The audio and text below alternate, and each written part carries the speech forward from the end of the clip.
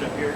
What have you seen from him at the start of fall camp and just everything with him? Because a lot's been made of him reshaping his body along with everybody else in the league. Yeah, most importantly, he's doing a great job being the leader. He's showing the young guys how it's done.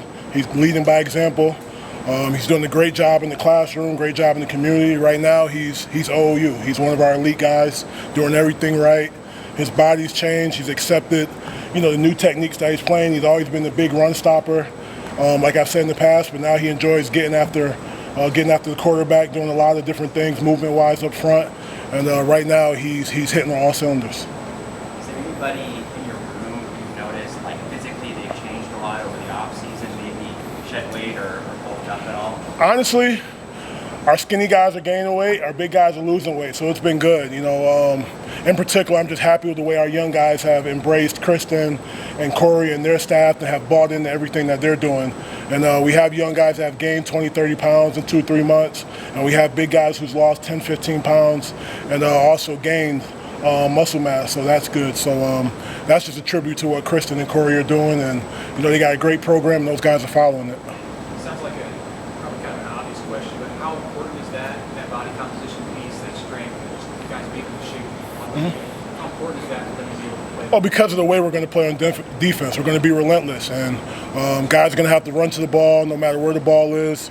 We're going to attack in waves. We're going to play a lot of guys, so everyone has to be in shape and playing 100 miles an hour. So we have to train that way. We have to practice that way, and practice is everything. You know what I mean? So everything, the way we're going to do things in the game is the way we're going to do it in practice. So those guys are getting themselves ready. You guys who are up here really stayed on the theme of just getting 1% better every day.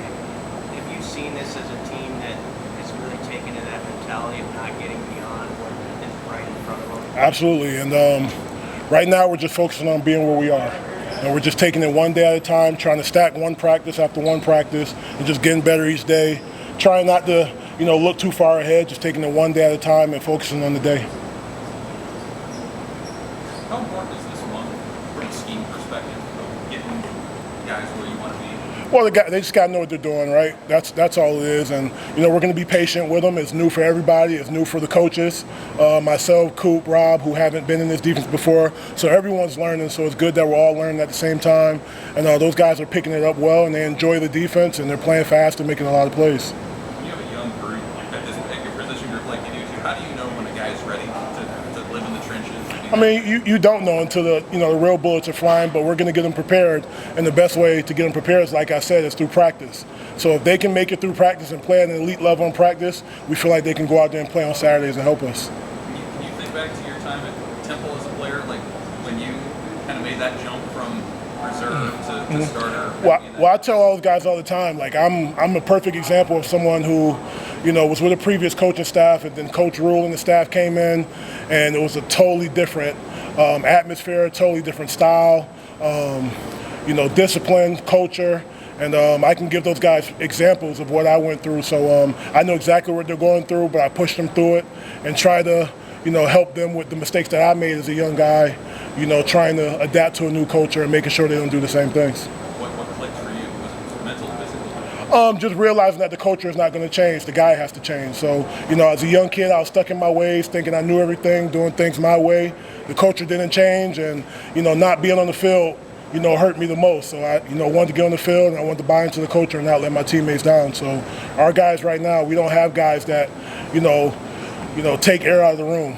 So, our guys are just locked in right now and doing exactly what they're told to do.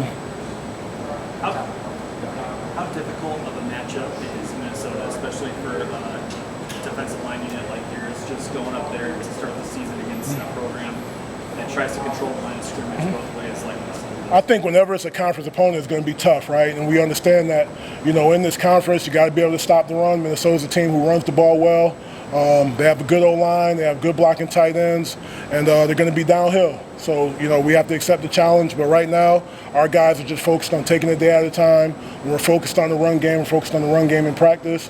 When we get the pass rush, we're focused on pass rush. But right now, we're taking that a day at a time. But as the coaches, we know what we got to get them prepared for, and we understand that going on the way. First game of the season, Big Ten opponent. We know it's going to be a hostile environment. It's going to be a tough game. And first game of the season, everyone's going to be excited. So it's about what team goes out there and is the most disciplined. We talked to Roquan, and he mentioned how the mobility exercises with some of his really helped him, be more explosive, be able to get off the line a little quicker. Is that something you've seen in him, and have you kind of emphasized making sure those guys are a lot more? Yeah, absolutely. And he's a guy who, like I said before about him, you only got to tell him one time to do something, he does it right. So I told him, hey, work on your flexibility. He does everything he needs to do to work on flexibility. And it's starting to rub off with the rest of the group, which is good. And his leadership plays off in a different way. He's not a big vocal guy like Ty Robinson is, but the way he works and when he does speak, the guys listen. So, he's a guy that, when Coach Rue say, hey, this is how it's done, he's going to do it that exact way. And he's a perfect example of a guy who hasn't played football around here, who's trying to do everything he can to get on the field.